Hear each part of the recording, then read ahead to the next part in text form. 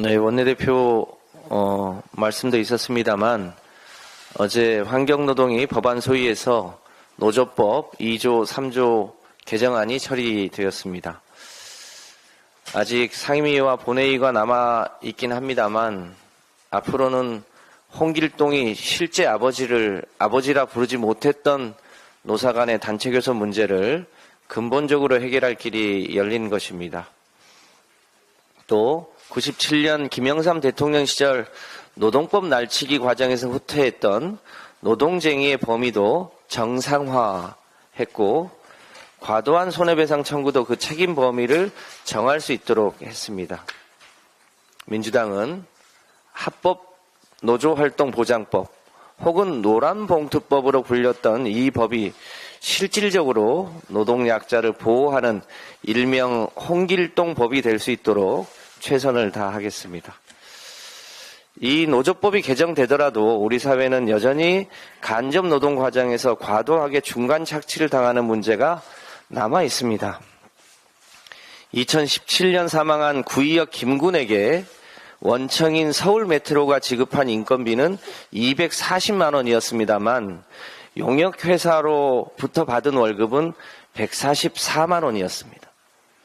2018년 서부발전소에서 사망한 고 김영균 씨가 원청으로부터 지급받은 노무비는 522만 원이었습니다만 용역회사 월급 명세서에 찍힌 실지급액은 212만 원에 불과했습니다. 윤석열 대통령은 기승전 노조 탓을 하고 있습니다만 노동 현장에서 더 시급하게 해결해야 될 과제는 이런 간접 노동이나 플랫폼 노동자의 과도한 노동 착취를 막는 일입니다. 민주당은 홍길동법 개정뿐 아니라 간접 고용 노동자를 보호하기 위한 근로기준법과 파견법 개정 등을 통해서 간접 고용 노동자도 노동의 대가가 중간에 착취당하지 않고 온전하게 그 노동의 대가를 받을 수 있도록 최선을 다하겠습니다. 공공요금 인상을 억제하는 것은 포퓰리즘이다 라고 했던 정부가 이에 대한 사과 한마디 없이 어제 갑자기 지방정부에게 공공요금 동결을 요청했습니다. 이 요청에 응해서 서울시가 대중교통요금 인상 시기를 하반기로 늦추겠다고 했습니다만 근본적인 대책은 없었습니다. 폭탄 돌리기에 불과합니다. 정부가 공공요금 인상 문제를 책임 있게 대응하려면 노인 무임승차 등에 대한 정부 지원을 약속해야 할 것입니다. 책임은 지지 않고 말만 하는 정부를 국민들은 더 이상 신뢰하지 않습니다. 더 황당한 것은 전날 은행들의 성과급 파티를 지적하면서 내놓은 대안이 경쟁 강화였습니다.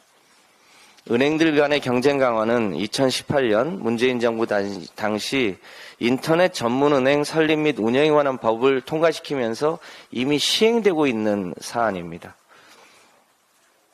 우리 당은 정부와 금융기관이 금리를 부담해서 자영업자의 이자를 감면하는 내용을 포함한 9대 민생 프로젝트를 제안한 바 있습니다. 정부 여당은 이제라도 우리 당이 제안한 30조 추경에 응답하시는 것부터 그 대책을 세워야 할 것으로 보입니다. 어제 한동훈 법무장관은 도이치모터스 주가 조작 사건에 대해 진행 중인 사안이라면서 즉답을 여전히 회피했습니다. 잘 아시겠지만 김건희 여사 도이치모터스 주가 조작 사건은 김건희 여사가 계좌를 불려주고 주식을 불법으로 통정 거래한 정황이 재판 과정에서 그것도 검찰에 의해 드러난 사안입니다. 그런데 여전히 소환도 기소도 하지 않고 있습니다. 이와는 반대로 야당 당대표에 대해서는 심지어 그 면회 내용도 악의적으로 짜집기 했고 또 국회에 체포동의안을 내겠다고 하는 내용을 공개적으로 언급하고 있습니다. 참으로 불공정한 일이라 하지 않을 수 없습니다.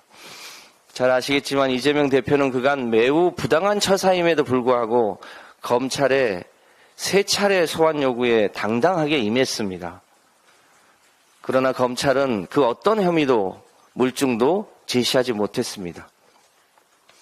100번 양보해서 이재명 대표에게 혐의가 있다면 법원에서 그 진실을 다투면 그만입니다. 도주 우려도 없고 증거인멸할 우려도 없는 야당 당대표를 향해서 구속영장 청구 운운하는 것은 명백한 검사 독재 정권의 야당 탄압입니다. 검찰에게 경고합니다. 야당을 탄압하더라도 곽상도의 무죄 후폭풍과 김건희 주가 조작 의혹 사건 등이 가려지지 않습니다. 검찰은 국민이 납득할 수 없는 야당 탄압을 즉각 멈추시기 바랍니다. 이상입니다.